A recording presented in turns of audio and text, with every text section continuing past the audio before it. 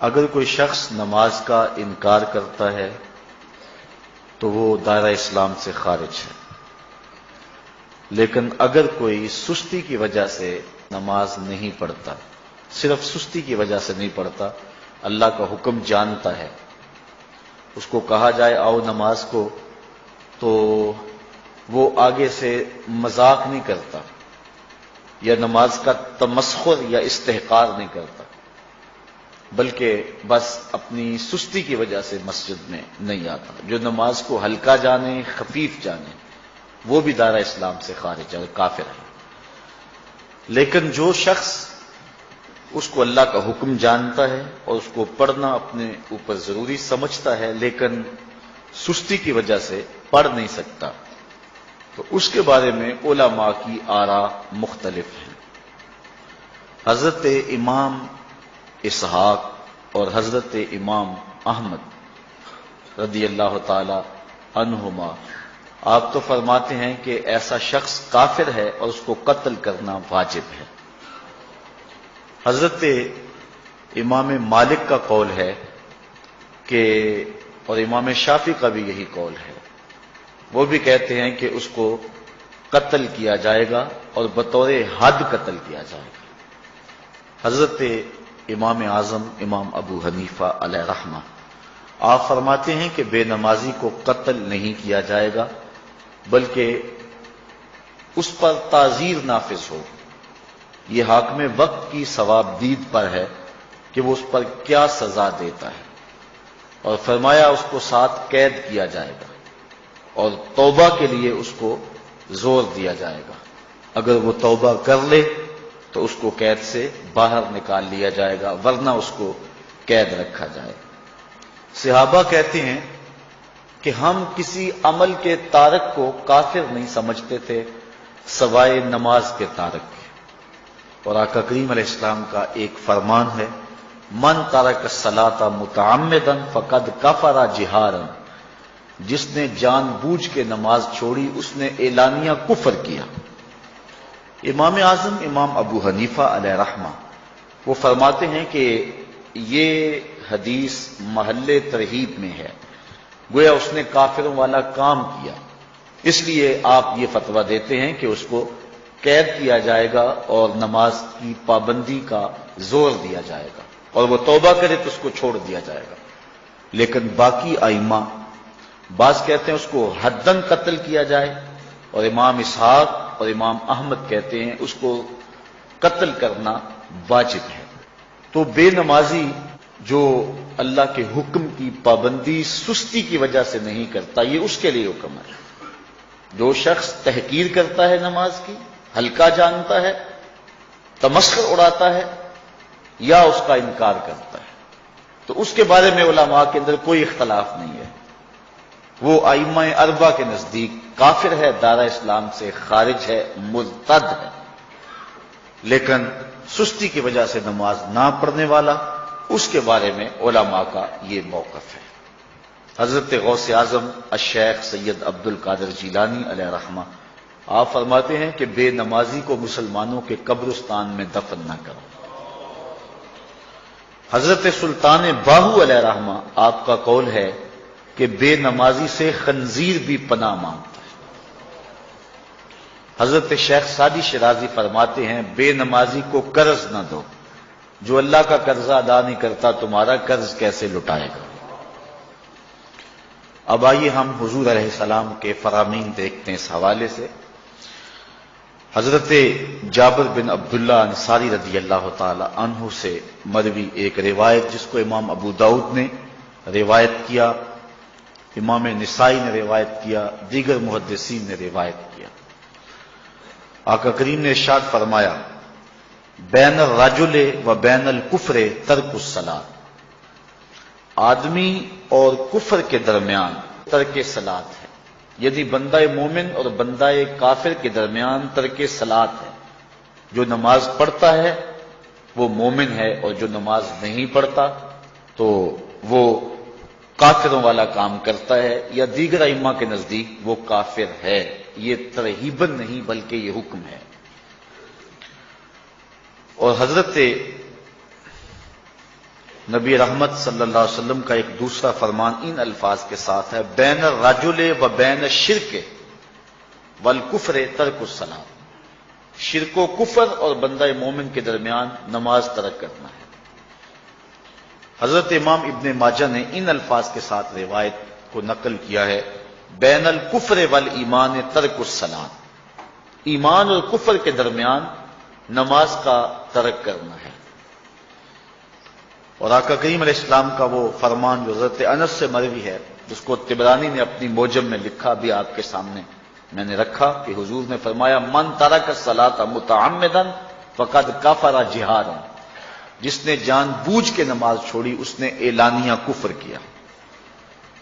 حضرت ابو ہریرہ رضی اللہ تعالی عنہ سے ایک روایت ہے کہ وہ فرماتے ہیں، لا سہم فی الاسلام لمن لا صلاۃ ولا صلاۃ لمن لا وضوء لہ، کہ اس شخص کا اسلام میں کوئی حصہ نہیں ہے جو نماز نہیں پڑھتا، اور اس شخص کا نماز میں کوئی حصہ نہیں ہے جو وضو نہیں کرتا۔ وضو کے بغیر نماز نہیں ہوتی اور نماز کے بغیر اسلام نہیں ہوتا۔ اور اسی روایت کو بالفاظ دیگر حضرت عبداللہ ابن عمر رضی اللہ تعالی عنہ نے حضور سے یوں روایت کیا ہے، طبرانی نے اپنی موجم میں اس کو لکھا، لا ایمان لمن لا امانتہ ولا صلاۃ لمن لا طہور لہ ولا دین لمن لا صلاۃ لہ۔ حضور فرمایا کہ اس شخص کا ایمان نہیں جس میں امانت نہیں، اور اس شخص کی نماز نہیں جس کو پاکیزگی حاصل نہیں، اور اس شخص کا دین نہیں جس کو نماز نصیب نہیں۔ حضرت امام ابن ماجہ نے اس روایت کو اپنے الفاظ کے ساتھ روایت کیا ہے۔ حضرت بریدہ رضی اللہ تعالیٰ عنہ اپنے باپ سے روایت کرتے ہیں اور وہ حضور سے روایت کرتے ہیں۔ حضور علیہ السلام نے ارشاد فرمایا، ان العہد الذی بیننا وبینہم الصلاۃ فمن ترکھا فقد کفر، کہ ہمارے اور ان لوگوں کے درمیان جو معاہدہ ہے وہ نماز کا ہے، جس نے نماز کو چھوڑ دیا اس نے کفر کیا، یعنی ہمارا اور ان کا پھر اب معاہدہ باقی نہیں رہے گا۔ حضرت امام بخاری نے روایت نقل کی ہے، حضور نے ارشاد فرمایا، من ترک الصلاۃ العصر فقد حبط اعمالہ، جس نے عصر کی نماز چھوڑی اللہ اس کے سارے عمل برباد کر دیتا۔ حضرت ابو ہریرہ رضی اللہ تعالی عنہ سے روایت ہے جس کو امام ابن ماجہ نے اور امام نسائی نے روایت کیا ہے، وہ حضور سے روایت کرتے ہیں، بڑی مشہور روایت ہے۔ حضور نے ارشاد فرمایا، ان اول ما یحاسب بہ العبد بصلاتہ فان صلحت فقد افلح وانجح وان فسدت فقد خاب وخسر۔ فرمایا قیامت کے دن بندے سے سب سے پہلا حساب نماز کا لیا جائے گا، اگر اس کی نماز ٹھیک ہو گئی تو وہ فلاح پا گیا، اگر پہلا تول ٹھیک آ گیا تو وہ کامیاب ہے، وانجح اور نجات پا گیا، وان فسدت فقد خاب وخسر، اور اگر پہلا تول ہی ٹھیک نہ ہوا تو پھر وہ ذلیل و رسوا ہو گیا۔ حضرت عبادہ بن صامت رضی اللہ تعالیٰ عنہ سے ایک طویل روایت ہے، وہ کہتے ہیں کہ حضور علیہ السلام نے مجھے 7 چیزوں کا حکم دیا، مجھے وصیت کی کہ ان 7 کاموں کو کرنا ہے۔ ان کے اندر جو دوسری چیز تھی وہ حضور نے یہ ارشاد فرمائی، وَلَا تَتْرُكُوا الصَّلَاةَ مُتَعَمِّدِينَ فَمَن تَرَكَهَا مُتَعَمِّدًا فَقَدْ خَرَجَ مِنَ الْمِلَّةِ، کہ جان بوجھ کے کبھی نماز نہ چھوڑنا، جس نے نماز چھوڑی وہ ملت اسلامیہ سے نکل گیا۔ اور حضرت معاذ بن جبل رضی اللہ تعالی عنہ سے بھی ایک طویل روایت ہے کہ حضور نبی رحمت صلی اللہ علیہ وسلم نے ان کو 10 وصیتیں کی تھی۔ حصول برکت کے لیے یہ ساری حدیث میں آپ کے سامنے رکھ دیتا ہوں۔ کہتے ہیں، اوصانی رسول اللہ صلی اللہ علیہ وسلم بعشر کلمات، حضور نے مجھے 10 باتیں ارشاد فرمائیں، حکمت سے بھری اور رحمتوں سے بھری ہوئی ایک ایک بات ہے، ان کے بول بہاروں جیسے اور اصحاب ستاروں جیسے۔ تو اتنا خوبصورت کلام، لہو خورشید کا ٹپکے اگر ذرے کا جگر چیر۔ حضور نے 10 باتیں حضرت معاذ بن جبل رضی اللہ تعالی عنہ کو بطور وصیت ارشاد کی. کہتے ہیں قالا، حضور نے مجھے کہا، ارشاد کیا، لا تشرک باللہ شیئا وان قتلت وحرقت، اللہ کے ساتھ کسی کو شریک نہ ٹھہرانا، اگرچہ تجھے قتل بھی کیا جائے اور تجھے آگ میں جلا بھی دیا جائے، کبھی بھی اللہ کے ساتھ شریک نہ ٹھہرانا. دوسری بات حضور نے مجھے یہ ارشاد فرمائی، ولا تاس والدیک وان امراک ان تخرج من اہلک ومالک، کہ اپنے والدین کی کبھی نافرمانی نہ کرنا، اگرچہ تجھے حکم دیں کہ اپنے مال کو اور اپنے بچوں کو لے کے گھر سے نکل جا، تو کہا یہ کر لینا، نکل جانا، لیکن والدین کی نافرمانی نہ کرنا. تیسری بات حضور نے ارشاد فرمائی، ولا تترکن صلاۃ مکتوبا متعمدا فإن من ترک صلاۃ مکتوبۃ متعمدا فقد برئت منہ ذمۃ اللہ. فرمایا اے معاذ بن جبل، فرض نماز جان بوجھ کر کبھی بھی نہ چھوڑنا، زندگی میں کبھی نہ ہو کہ تجھ سے فرض نماز چھوٹے، اس لیے کہ جس نے فرض نماز جان بوجھ کے چھوڑ دی، اللہ اور اس کے رسول نے اس سے اپنا ذمہ اٹھا لیا. اب وہ جدھر مرضی جائے، اللہ نے جو ذمہ لیا ہوا ہے مومن کا، اللہ اٹھا لیتا ہے. چوتھی چیز حضور نے جو ارشاد فرمائی، ولا تشربن خمرا فإنه راس كل فاحشۃ، اے معاذ بن جبل، زندگی میں کبھی بھی شراب نہ پینا، ہر بے حیائی کی جڑ ہے اور بنیاد ہے شراب. پانچویں چیز کہتے ہیں حضور نے جو مجھے ارشاد فرمائی وہ یہ تھی، وَإِيَّاكَ وَالْمَعْصِيَةَ فَإِنَّ بِالْمَعْصِيَةِ حَلَّ سَخَطُ اللَّهِ، کہا کبھی اللہ کی نافرمانی نہ کرنا، اللہ کی نافرمانی سے اللہ کی ناراضگی مول لینے والی بات ہے. اللہ تعالیٰ کی معصیت سے اس کی ناراضگی جائز ہو جاتی ہے، حلال ہو جاتی ہے.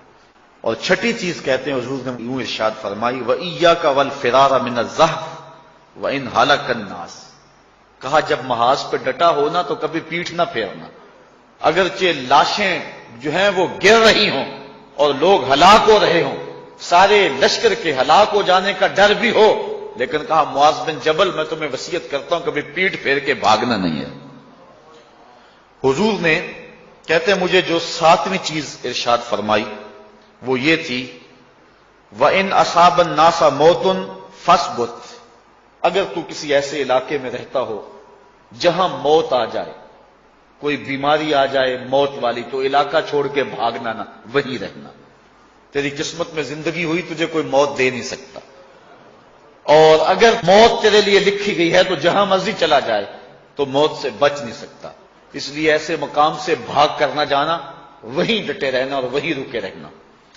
آٹھویں چیز کہتے ہیں حضور نے مجھے ارشاد فرمائی، وَأَنفِقْ عَلَىٰ أَهْلِكَ مِن طَوْلِكَ، کہا اللہ نے تجھے جو وسعت دی ہے، تجھے جو مال دیا ہے، اس کو اپنی اولاد پر کھل کے خرچ کرنا، اپنی اولاد سے بخل نہ کرنا، اولاد کے معاملے کے اندر جہاں ان کی ضرورت ہو اس کو کھل کے پورا کرنا ہے. اور حضور نے نویں بات جو ارشاد فرمائی وہ یہ تھی، وَلَا تَرْفَعْ عَنْهُمْ عَصَاكَ عَدَبًا، اپنی اولاد کو ادب سکھانے کے لیے ڈنڈا نہ چھوڑنا، عصا ہمیشہ لٹکا کے رکھنا، کوڑا باندھ کے رکھنا. اور 10ویں چیز کہتے ہیں حضور نے جو مجھے ارشاد فرمائی، وَأَخْفِهِمْ فِي اللَّهِ، اپنی اولاد کے دل میں اللہ کا خوف ڈالتے رہنا، اللہ کا ڈر پیدا کرنا اپنی اولاد کے اندر. تو نے اپنی اولاد کو یونیورسٹی اور کالجوں تک پہنچایا، بیرون ملک سے بھی تعلیم دلوائی، لیکن اللہ کا خوف نہ سکھایا. اللہ کا خوف سکھانا اپنی اولاد کو، ایسے لوگوں کی صحبت میں بٹھانا جن کی صحبت میں بیٹھ کر اللہ کا خوف پیدا ہو جائے، ان کو ایسی کتابیں لا کے دینا کہ جن سے خشیت الہی ان کے سینے میں پیدا ہو. اگر تو نے سب کچھ دے دیا، عالی نسب بنگلے دے دی اپنی اولاد کو، تو نے جو ہے وہ بہت اچھی تعلیم دلوا دی اپنی اولاد کو، دنیاوی سوسائٹی کے اندر ان کا وقار بہت بلند ہو گیا، تو نے سب کچھ دے دیا اپنی اولاد کو، اللہ کا خوف نہیں دیا تو کچھ بھی نہیں دیا. تو حضور نے جو 10ویں وصیت حضرت معاذ بن جبل کو کی وہ یہ ہے کہ انہیں اللہ سے ڈراتے رہنا، اللہ تعالیٰ کا خوف، ان کی خشیت ان کے سینے میں پیدا کرنا۔ اللہ اکبر۔ حضور کا ایک اور فرمان سنیے۔ حضور نے فرمایا کہ جو شخص نماز چھوڑتا ہے، ایک طویل حدیث ہے جس کا یہ حصہ ہے، وَقَانَ يَوْمَ الْقِيَامَةِ مَا قَارُونَ وَفِرْعَوْنَ وَحَامَانَ وَأُبَيِّ بْنِ خَلَف۔ جو نماز ترک کرتا ہے قیامت کے دن قارون کے ساتھ، فرعون کے ساتھ، حامان کے ساتھ اور ابی ابن خلف کے ساتھ کھڑا کر دیا جائے گا۔ جس صف میں اللہ کے دشمن کھڑے ہوئے ہوں گے، بے نمازی کو بھی اس صف میں کھڑا کر دیا جائے گا۔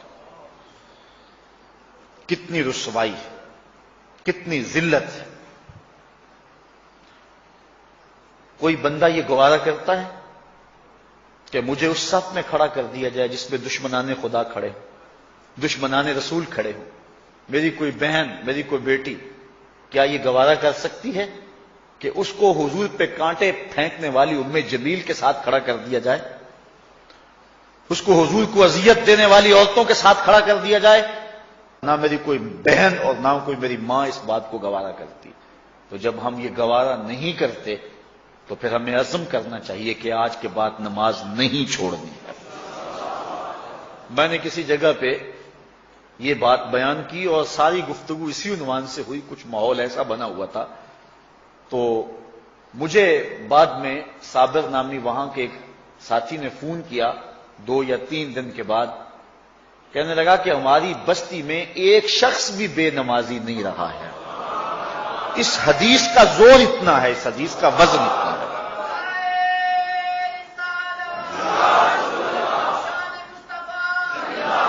تو کوئی شخص یہ گوارا کرتا ہے کہ مجھے دشمنان خدا کی صف میں کھڑا کر دیا جائے، جن دشمنوں کے چہروں پہ تارکول ملی ہوئی ہوگی اور ان پر لعنتیں برس رہی ہوں گی، اور دنیا کے اوپر سب سے رسوائی زیادہ ان لوگوں کو ہوگی، تو کوئی شخص بھی یہ گوارا نہیں کرتا۔ ہم تو ان کے سائے سے بھی بچنا چاہتے ہیں۔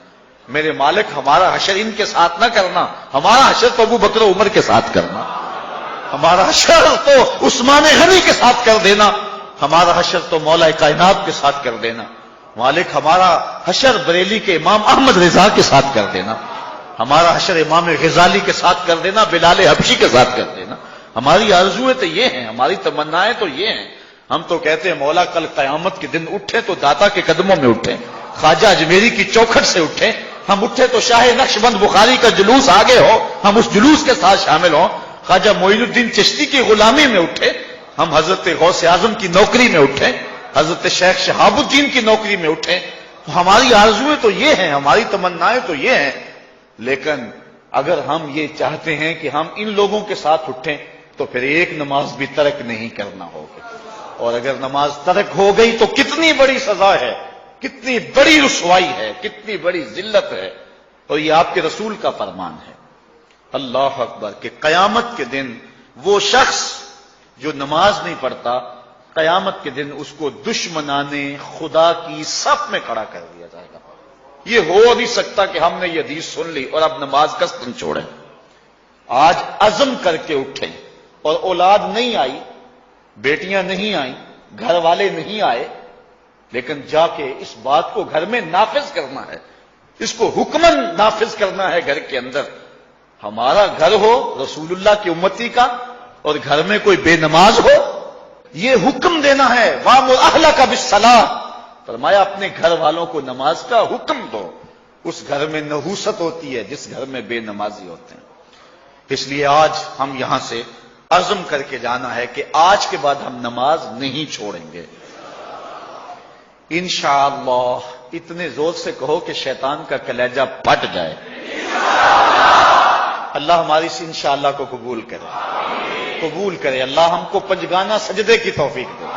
کتنا بد نصیب ہے شخص کہ جس کی پیشانی اس کی حضور جھکتی نہیں، سارا دن کبھی کسی کو سیلوٹ کرتا ہے، کبھی کسی کو سیلوٹ کرتا ہے، کہتا میرے اس سے بھی تعلق ہونے چاہیے، اس سے بھی واسطہ ہونا چاہیے، اس سے بھی رابطہ ہونا چاہیے، کبھی دنیا میں کام پڑ جاتا ہے، اس سے بھی تعلق رہنا چاہیے میرا۔ کہاں کہاں صبح سے لے کر شام تک سلوٹ مارتا ہے، ایک اللہ کے حضور نہیں جھکا جاتا۔ اقبال علیہ رحمہ کہتے ہیں ایک سجدہ جسے تو گراں سمجھتا ہے، 1000 سجدے سے آدمی کو دیتا ہے نجات۔ آؤ اللہ کے حضور بندگی کا سر جھکائیں. تو یہ کتنی عبرتناک جو ہے اور کس قدر جو ہے وہ فکر انگیز حدیث ہے. وَقَانَ يَوْمَ الْقِيَامَةِ مَعَ قَارُونَ وَفِرْعَوْنَ وَهَامَانَ وَأُبَيِّ بْنِ أَبِي خَلْفَ. وہ شخص ان بد نصیب لوگوں کے ساتھ کھڑا ہوگا جس کو نماز کی توفیق نہیں ہے. آپ نے حدیث علماء سے بارہا سنی، حدیث طویل ہے. آقا کریم معراج کی رات گئے تو وہاں مختلف لوگوں کو مختلف عذابوں میں مبتلا دیکھا. کسی کی انتڑیاں کٹ کٹ کے گر رہی تھی، کسی کا منہ چیرا جا رہا تھا، کسی کی زبان لوہے کی کینچیوں سے کاٹی جا رہی تھی، کسی پر کھولتا ہوا پانی ڈالا جا رہا تھا، کوئی جو ہے وہ سرانڈ والا گوشت کھا رہا تھا، کسی کے جسم میں لوہے کی میخیں ٹھونکی جا رہی تھی. لیکن ایک قوم کو حضور نے دیکھا، ایک بھاری پتھر سے ان کا سر کچلا جاتا ہے اور پتھر کے واپس آنے تک دوبارہ صحیح ہو جاتا ہے، پھر کچلا جاتا ہے. حضرت جبریل امین سے حضور نے فرمایا کہ یہ کون لوگ ہیں؟ یا جبریلو من ہاؤلائے، یہ لوگ کون ہیں کہ ان کے سر پتھروں سے کچلے جا رہے ہیں؟ قال ہاؤلائے الذین تثاقلت رؤوسہم عن الصلاۃ المکتوبہ. کہا یہ وہ بد نصیب لوگ ہیں کہ فرض نمازوں سے جن کے سر بوجھل رہتے تھے، نماز پنجگانہ فرض بھی نہیں پڑھا کرتے تھے، یہ وہ بد نصیب ہیں. آج ان کے سر کوٹے جا رہے ہیں. یہ تھوڑی سی زندگی ہے، تھوڑی سی زندگی، 60-70 سال بڑی زندگی ہو وہ مگر نصیب ہو جائے تو پتہ نہیں ہے کہ کل ہمارا آنے والا کہاں ہے. کتنا غافل اور بد نصیب ہے وہ شخص کہ جس کو سجدہ نصیب نہیں ہے. سجدہ تو بندگی کا نام ہے. زندگی آمد برائے بندگی، زندگی بے بندگی شرمندگی. بندہ تو ہے ہی بندگی میں. کسی شخص نے راستے میں جاتے جاتے چائے کی پیالی پلا دی ہو نا بازار میں، تو ہم جب بھی اس گلی سے گزرتے ہیں اس کو سلوٹ کر کے جاتے ہیں، السلام علیکم. یار اس سے بڑے سلام لیتے ہو، یہ بڑا محبت والا ہے، بڑے اخلاق والا ہے. یار جس نے چائے کی پیالی پلا دی ایک مرتبہ، اس کو تو جاتے آتے سلام کر کے جاتے ہو.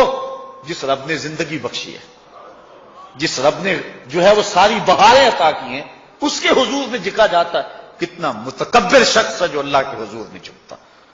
اللہ اکبر. کہا یہ وہ بد نصیب لوگ ہیں فرض نمازوں سے جن کے سر بوجھل رہا کرتے تھے. اللہ اکبر. حضور نبی رحمت صلی اللہ علیہ وآلہ وسلم نے ارشاد فرمایا، نماز چھوڑنا تو خیر بہت بری بات ہے. جو شخص نماز پڑھتے ہیں لیکن جماعت سے نہیں پڑھتے، فرمایا میرا جی چاہتا ہے کہ اپنی جگہ کسی اور کو کھڑا کروں اور جوانوں کا ایک گروہ ساتھ لوں، اور جو لوگ مسجد میں نماز پڑھنا نہیں آتے ان کے گھروں کو آگ لگا دوں. رحمت للعالمین آقا فرما رہے ہیں کہ ان کے گھروں کو آگ لگا دوں. کتنا غصہ ہے ان لوگوں پر کہ جو مسجد میں آ کر نماز نہیں پڑھتے، اور جو پڑھتے ہی نہیں. اس دور میں تو کوئی تھا ہی نہیں کہ مومن ہو نماز نہ پڑھتا ہو. اللہ اکبر. تو مومن نماز ہی پڑھتے تھے. تو اگر کسی سے گھر میں نماز پڑھی گئی تو فرمایا میرا جی چاہتا ہے.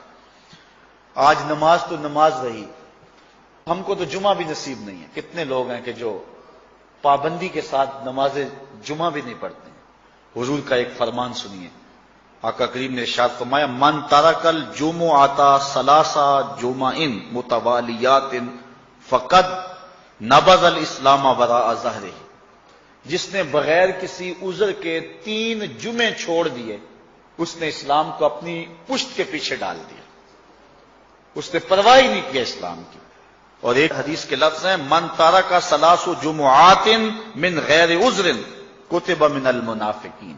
جس نے بغیر کسی عذر کے 3 جمعے چھوڑ دیے، اس کا نام منافقوں کی فہرست میں لکھ دیا جاتا. اور ایک حدیث کے لفظ اس حوالے سے ہیں، من ترک ثلاث جمع تہاونا بہا طبع اللہ علی قلبہ. جس نے سستی کی وجہ سے 3 جمعے چھوڑ دیے تو اس کے دل پر اللہ غفلت کی مہر لگا دیتا ہے. یہ وہ بد نصیب شخص ہے کہ جو نماز جمعہ چھوڑتا ہے. حضرت ابن حجر نے الزواجر کے اندر ایک روایت لکھی ہے. وہ فرماتے ہیں جو شخص نماز ترک کرتا ہے اس کو بہت ساری رسوائیاں ہیں. وقت اتنا طویل نہیں ہے کہ ایک ایک چیز کو تفصیل سے بیان کروں. وہ کہتے ہیں پہلی بات تو یہ ہے کہ اس کی عمر میں برکت اٹھا لی جاتی. دوسری بات اس کے چہرے سے صالحین کا نور اتار لیا جاتا ہے۔ تیسری بات، وہ کوئی بھی عمل کرے اس کا ثواب نہیں ملتا اس کو، یہ دنیا پر اس کو سزائیں ہیں۔ چوتھی سزا دنیا پر اس کو یہ ملتی ہے، اس کی دعائیں قبول نہیں ہوتی۔ اور پانچویں سزا اس کے لیے یہ ہے کہ اس کے لیے جو نیک لوگ دعا کرتے ہیں ان دعاؤں کا حصہ اسے نہیں ملتا۔ مومن نیک سحری وقت اٹھ کے دعا مانگتے ہیں اللہ پوری امت پر کرم کر دے، تو یہ بھی امت میں شامل ہے۔ دعا اللہ والے کی تو قبول ہوئی، لیکن اس کا حصہ نکال دیا گیا، اس کا حصہ نیک لوگوں کی دعاؤں سے نکال دیا گیا۔ اور جب وہ مرنے لگتا ہے نزا کے وقت تین اس کو سزائیں ملتی ہیں، ایک تو بھوکا مرتا ہے، دوسرا پیاسا مرتا ہے، تیسرا ذلیل ہو کے مرتا ہے۔ اور قبر کے اندر اس کو تین سزائیں ہیں۔ حضرت امام ابن حجر کہتے ہیں ایک تو اس کی قبر تنگ کر دی جائے گی، حتیٰ کہ ادھر والی پسلیاں ادھر اور ادھر والی پسلیاں ادھر۔ دوسرا اس کی قبر میں آگ ڈالی جائے گی، جو اللہ کے حضور نہیں جھکتا اس کی قبر اس لائق ہے کہ اس میں آگ ڈالی جائے۔ اور تیسری اس کے اوپر ایک اژدہا مسلط کر دیا جائے گا جس کا نام ہے شجاع الاقرع، اور جب وہ ڈنگ مارے گا تو 70 گز تک وہ شخص زمین میں دنس جائے گا، اور وہ مسلسل یہ ڈنگ مارتا رہے گا۔ اور کہا کہ تین سزائیں اس کو حشر میں پہنچیں گی، ایک تو اس کا حساب سختی سے لیا جائے گا، اور جس کا حساب سختی سے لیا گیا وہ بچ پائے گا؟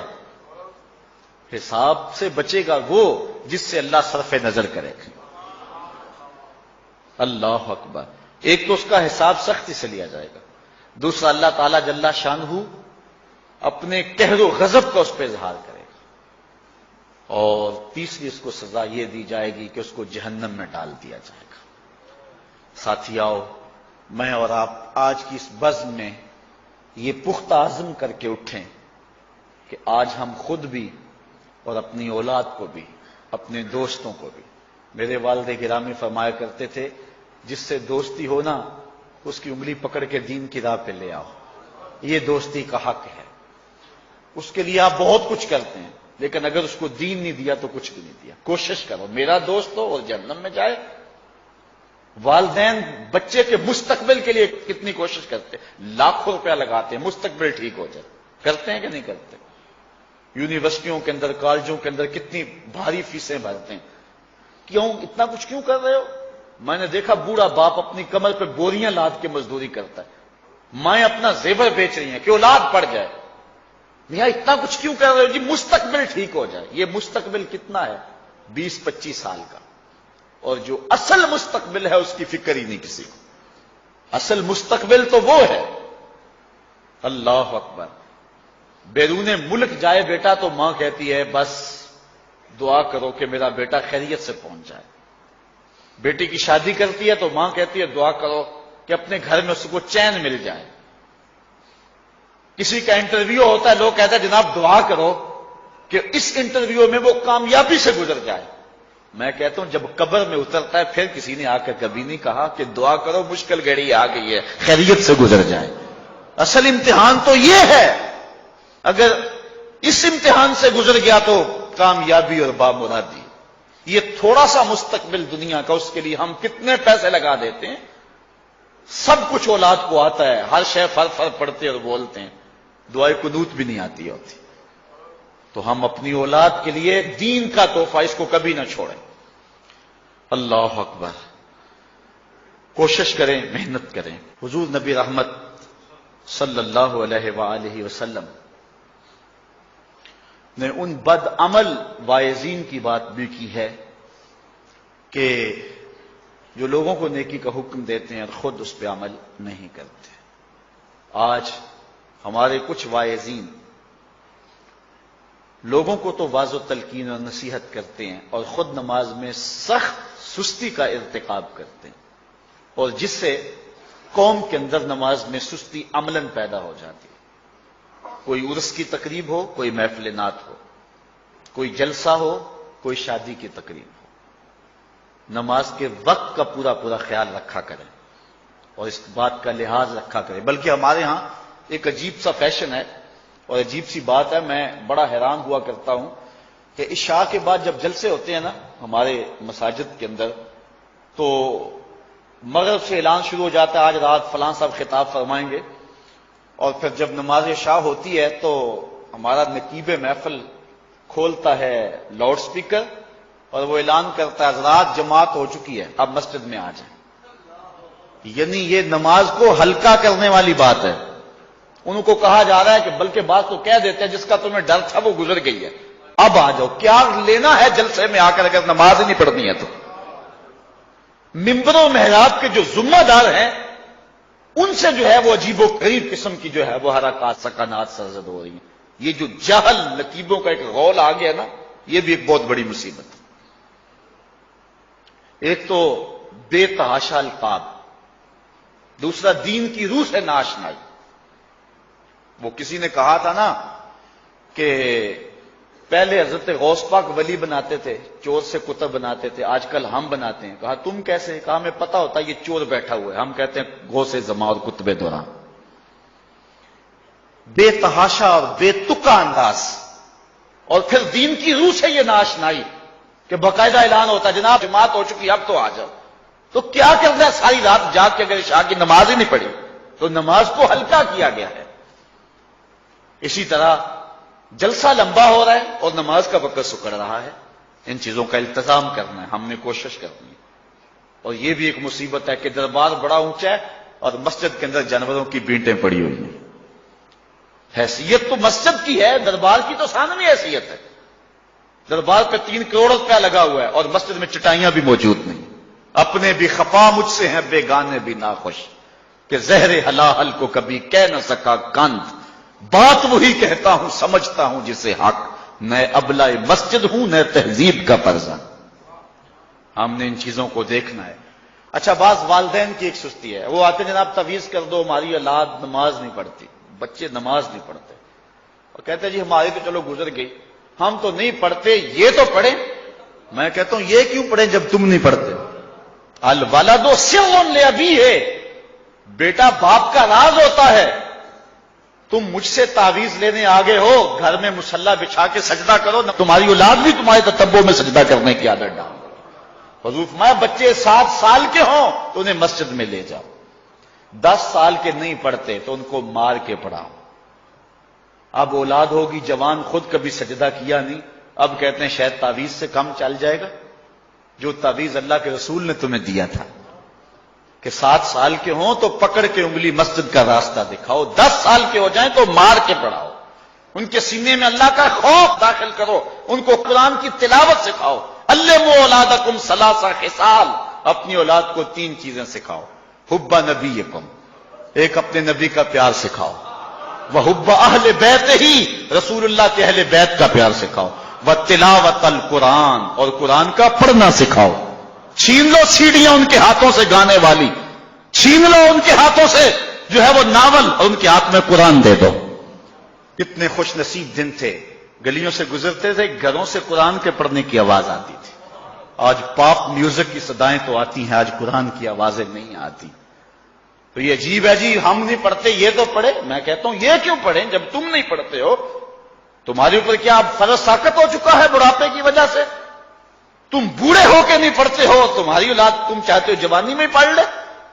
تم خود اللہ کے حضور سجدہ کرو اور پھر دیکھنا تمہارے تتبع میں، تمہاری اتباع میں تمہاری اولاد بھی تمہاری پیچھے پیچھے ہوگی۔ اللہ اکبر۔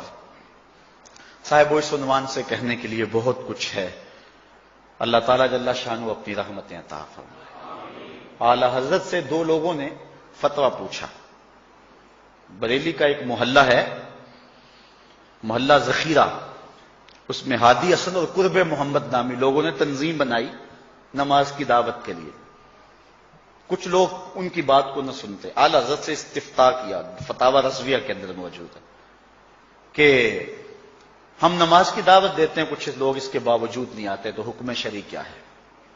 تو اعلی حضرت فرماتے ہیں کہ پہلے تو نرمی سے انہیں سمجھائیں، آؤ نماز کی طرف۔ نہیں مانتے، مؤثر لوگ ڈالیں جو ان کو کہیں۔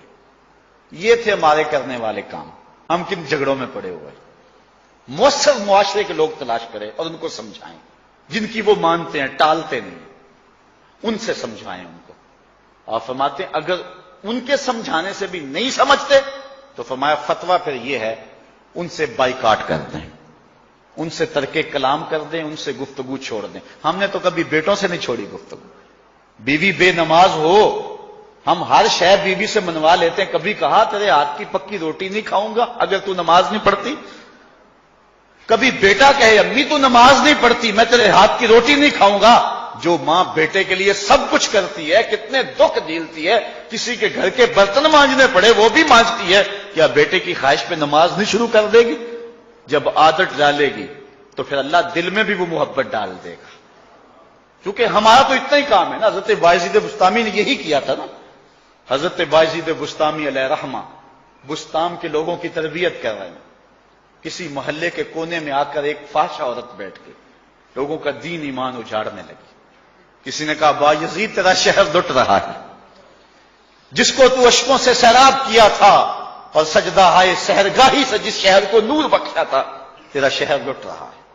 کہا کیا ماجرا ہوا؟ لوگوں نے کہانی سنائی. بایزید بسطامی صبح مصلی اٹھایا اور جا کے اس فاحشہ عورت کے دروازے پہ مصلی بچھا لیا.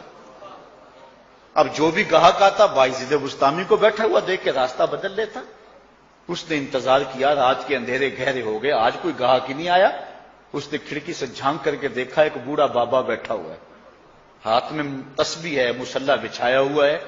نیچے اتر کر کے کہا بابا اللہ کو یاد کرنے کے لیے اور تھوڑی جگہ ہیں, تجھے میرے گھر کی گلی ہی ملی, میرا راستہ روک لیا. بابا کہنے لگا کیا مسئلہ ہے تجھے؟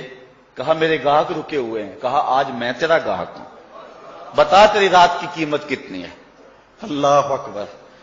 حضرت بایزید بسطامی نے قیمت طے کی. اس کے گھر کی جب چھت چڑھنے لگے نا سیڑھیاں, لوگ دیکھ رہے تھے. کہا مالک اگر بایزید بھی اجڑ گیا تو روشنی کہاں سے لیں گے؟ بایزید بھی ایک فاحشہ عورت کے کوٹھے پہ چڑھ رہا ہے, اگر یہ بھی چراغ بجھ گیا تو زمانے کو اجالا کہاں سے ملے گا؟ لیکن قدرت کو کچھ اور ہی منظور تھا. اس سے کہا مصلی بچھا لے, جو میں کرتا جاؤں وہ کرتے جانا. پہلے وضو کیا, اس نے بھی کیا, پھر مصلی پہ آئے, وہ بھی پیچھے کھڑی ہو گئی. پھر بایزید قیام کیا, اس نے بھی قیام کیا. پھر رکوع میں گئے, وہ بھی رکوع, قوما وہ بھی قومیں. جب سجدے میں حضرت بایزید گئے, وہ بھی سجدے میں, تو بایزید رو پڑے. کہا مالک بایزید کا اتنا ہی کام تھا کہ اس کا سر تیری چوکھٹ تک جھکا دے.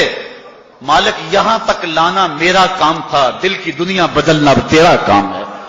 جب وہ سجدے میں جا رہی تھی تو فحشا تھی, جب سر اٹھایا وقت کی بلیا بن چکی تھی.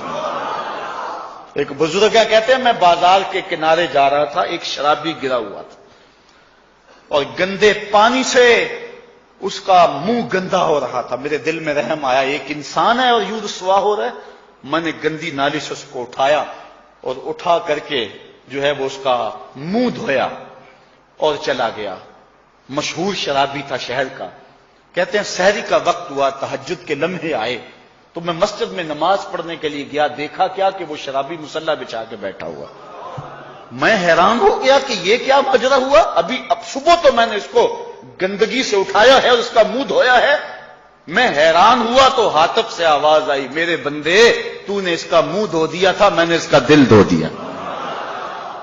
صاحبو ہم اپنا کام کریں, کوشش کریں, کھینچ کے لے آئیں کسی کو مسجد میں, اور پھر دیکھنا رب کے رنگ. وہ بڑا کریم ہے, وہ بڑا رحیم ہے. آئیے آج کی اس مجلس میں ہم یہ عزم لے کر کے جائیں. اپنے لیے میرا نہیں خیال کہ اس بڑے مجمع میں کوئی ایسا شخص اب رہے گا جو نماز چھوڑ سکے گا. انشاءاللہ نہیں چھوڑ سکے گا اللہ کی توفیق سے. یہ آپ کی آنکھوں میں تیرتے ہوئے آنسو گواہی دے رہے ہیں کہ رسول اللہ کی نگاہ بھی ہو رہی ہے اور اللہ کا کرم بھی اتر رہا ہے. میرا نہیں خیال کہ یہاں سے اٹھ کر کوئی شخص جو ہے جا کے نماز چھوڑے, لیکن اب ہم نے آگے کام کرنا ہے. اپنے گھروں میں, اپنی گلیوں میں, اپنے محلوں کے اندر لوگوں کو کھینچ کر کے مسجد کا رخ دکھانا ہے. اللہ مجھ کو آپ کو اپنی رحمتوں اور کرم نوازیوں کا نور نصیب فرمائے. وآخر دعوانا الحمدللہ.